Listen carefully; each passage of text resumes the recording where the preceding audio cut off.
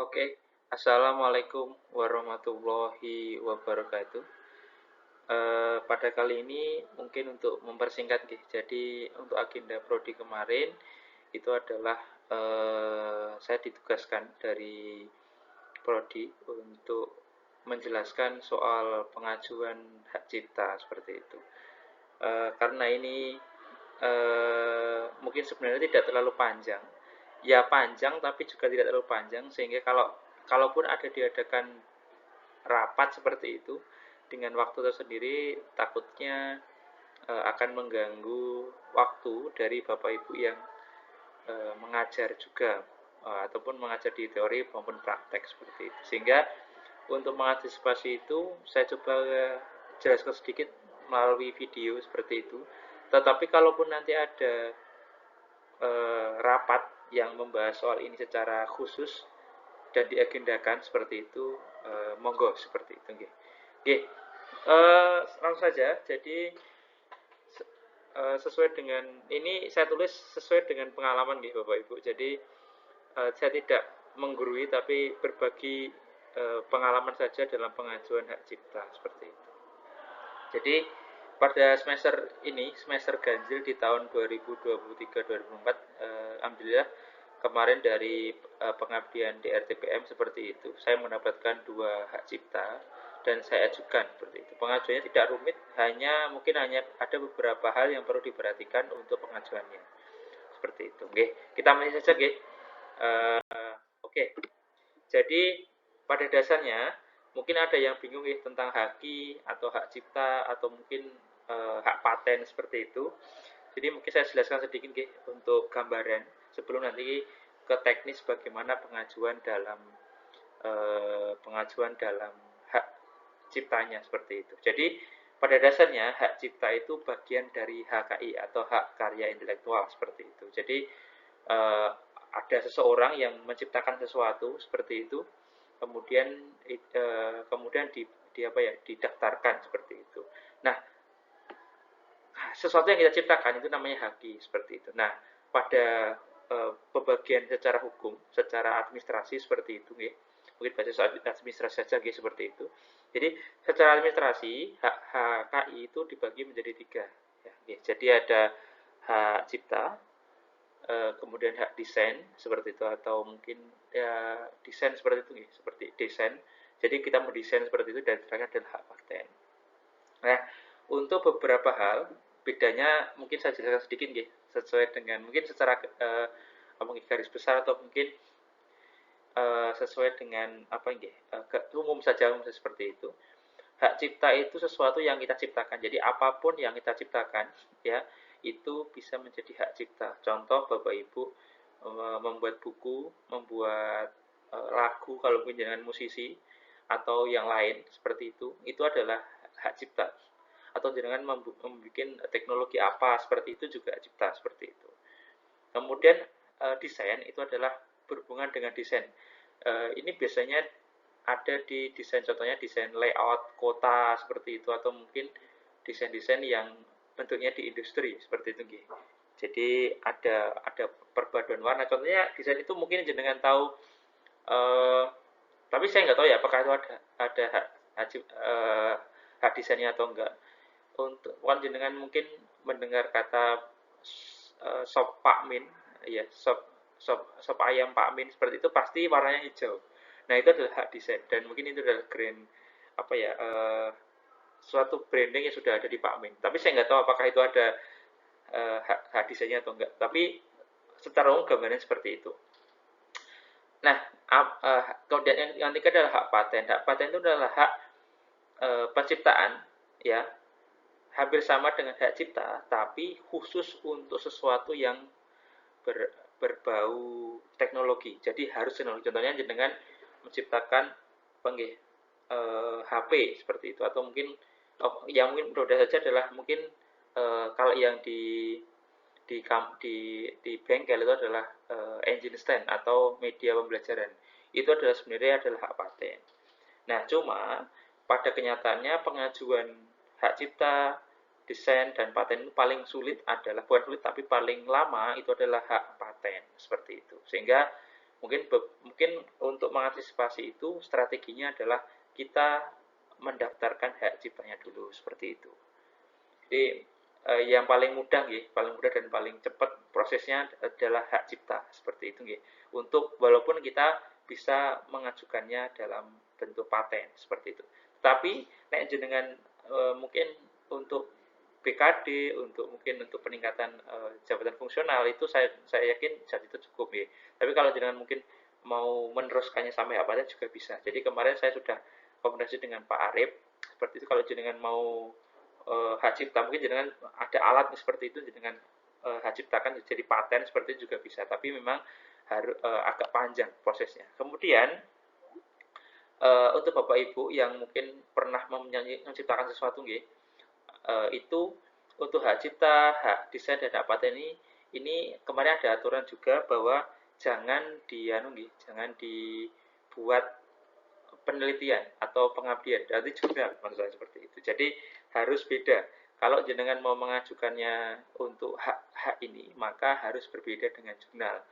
Berbedanya itu bukan berarti harus bukan beda bendanya, tapi dibedakan dibedakan agak beda judulnya seperti itu, karena memang nanti biasanya dari tim haki seperti itu akan mengecek apakah pernah dijurnalkan, karena harus satu nama seperti itu. Jadi kalau jenengan buku itu mungkin jenengan pernah mungkin membuat sesuatu alat ya seperti itu, alat itu jangan sampai dijurnalkan seperti itu gitu. Jadi mungkin pembuatan apa seperti itu, nah nanti dijurnalkan seperti itu jangan. Tapi setelah itu harus beda dengan hak jika jenengan mengajukan hak cipta, desain ataupun hak paten seperti itu. Jadi karena itu akan mempengaruhi, karena akan ditolak kalau sama persis seperti itu. Jadi jangan terlalu persis, sama dan bisa dibedakan.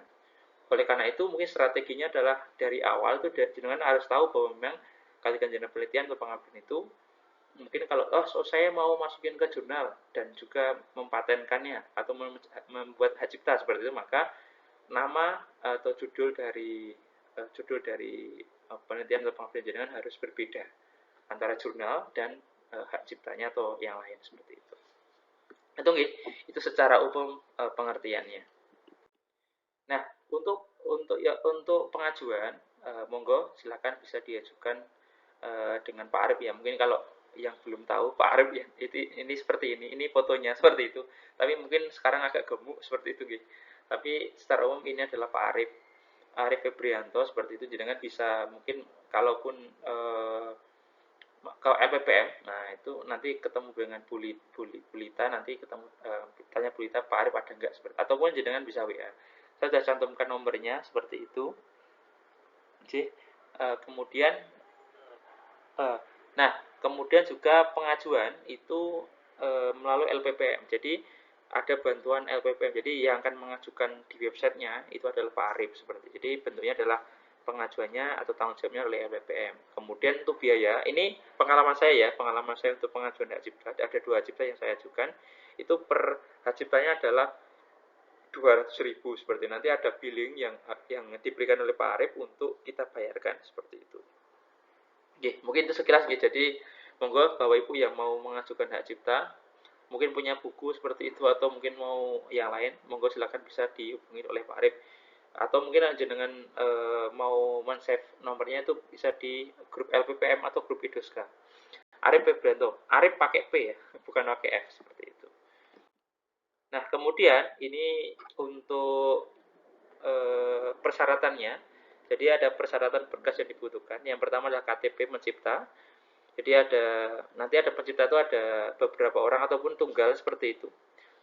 Berarti KTP tunggal ya berarti jenengan menyerahkannya satu seperti itu. Kemudian kalau ada beberapa pencipta ya mungkin ada beberapa seperti itu. Dan itu nanti dibuat dalam satu file. Jadi satu file seperti itu jenengan tinggal menempel KTP penciptanya. Tapi kalau satu ya satu aja. Kalau mungkin 3 orang ya 3 orang itu seperti itu. Kemudian deskripsi awal ya nanti deskripsi awal mungkin akan saya terangkan sedikit seperti itu. Dan untuk file-filenya nanti bisa jenengan lihat di deskripsi ya. Jadi saya sudah lampirkan link untuk jenengan melihat bagaimana template-nya. Kemudian nanti juga bagaimana contoh yang saya buat seperti itu. Yang pertama KTP, yang kedua adalah deskripsi awal. Deskripsi ini bentuknya adalah kayak diketik itu. Ya, artinya adalah deskripsi tentang alatnya seperti itu. Nanti bisa nanti contohnya akan saya coba terangkan. Yang ketiga adalah surat pengalian hak cipta. Jadi pengalian ini adalah karena kita mengajukan lewat LPPM, maka ada pengalian. Jadi yang akan mengajukan dari LPPM seperti itu. Sehingga nanti jenengan diminta untuk memintakan tanda tangan dari Bu Marti. Nah, nanti setelah itu berarti nanti jenengan bisa bisa membuat jadi PDF seperti itu. Contohnya akan saya coba ada di link ya, nanti bisa dilihat seperti itu. Kemudian yang keempat itu adalah surat pernyataan pemegang hak cipta. Nanti atas nama LPPM nanti akan ditantangkan oleh Bu Marti dengan materai. Oke. Untuk surat pengalian itu nanti per penciptanya harus ada materainya seperti jadi materainya seperti itu. Kemudian untuk surat pernyataan pemegang hak cipta nanti satu materai untuk Bu Marti seperti itu.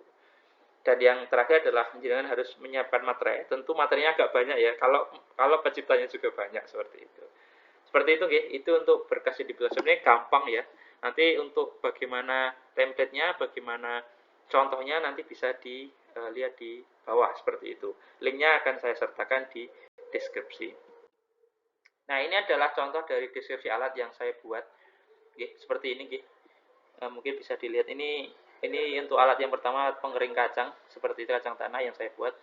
Deskripsinya seperti ini. Jadi kalau yang saya tulis itu adalah menjelaskan tentang bagaimana cara prosedur itu bekerja seperti itu. Jadi termasuk dengan berapa kapasitasnya, berapa waktu yang dibutuhkan untuk sekali pengeringan dan seterusnya. Jadi monggo seperti ini. Jadi saya kira mudah untuk deskripsi. Tapi memang pada dasarnya nanti tidak hanya ini. Jadi ada foto, kemudian juga ada penjelasan ini bagian-bagian dari alat tersebut seperti itu. Untuk deskripsi dari alat seperti itu. Mungkin itu kalau ini saya yakin bahwa Ibu sudah paham. Intinya adalah menjelaskan prosedur penggunaan, kemudian spesifikasinya seperti apa. Nah, untuk yang tadi surat pengalian hak cipta itu intinya kita karena lewat LPPM kita alihkan dari kita ke LPPM seperti itu. Nah, untuk diajukan atau didaftarkan ke bagian Ditjen Haki Kementerian Hukum dan HAM. Tetapi ini tidak mempengaruhi berarti nanti penciptanya jadi LPPM, tidak. Tapi hanya melalui LPPM seperti itu. Jadi tidak ada kesan bahwa nanti atas nama alatnya adalah PM, bukan, tapi hanya sebagai penanggung jawab seperti itu. Karena NPWP dan seterusnya itu ada di LPPM. Kemudian untuk surat pernyataan pemegang hak cipta seperti itu nanti seperti ini. Jadi kalau pengalaman saya itu nanti jenengan harus menuliskan di bagian agak atas itu ini jenis apa? Apakah alat seperti itu, apakah lagu dan buku seperti itu. Nah, karena ini hak cipta itu lebih umum daripada hak paten seperti itu, maka kemarin itu dari Pak Arif itu menyarankan karena saya membuat alat seperti itu tidak ada opsi alat produksi, bukan, tidak ada, tapi alat itu pasti dimasukkan dalam alat peraga. Jadi secara umum hak cipta saya itu adalah untuk alat peraga, jadi tidak diproduksi seperti itu. Jadi masih diproduksi secara massal. Oleh karena itu kalau mau diproduksi massal harus dipatenkan. Tapi memang aturannya seperti itu. Dan memang untuk hak cipta ini karena memang mudah, jadi tidak serumit paten seperti itu. Maka pilihan untuk pembuatan jenengan membuat alat itu nanti masuknya di kategori alat peraga. Tapi kalau jenengan mungkin buku, mungkin lagu, mungkin apa seperti itu yang lain itu mungkin ya ada. Tapi untuk seni, biasanya seni seperti itu ada. Cuma untuk alat itu mungkin karena jurusan kita, prodi kita tentang itu, maka tentunya adalah alat peraga. Jadi tulisannya adalah alat peraga seperti itu. Dan bisa kalau jenengan mungkin mau mengajukan terus sampai ke paten juga bisa. Tapi memang perlu sabar dan perlu banyak uang seperti itu Perlu banyak uang. Oke. Nah, ini adalah terakhir ya, ini adalah hak cipta yang saya miliki, salah satunya adalah alat ini alat pengering ya, alat pengering atau pencuci seperti itu. Jadi ini adalah hak cipta yang saya miliki untuk yang pengajuan kemarin. Jadi secara umum walaupun diajukan lewat LPPM tetap atas nama saya seperti itu. Ini contoh saja. Oke, mungkin itu nggih untuk penjelasan sedikitnya. Monggo nanti bisa dicek sesuai dengan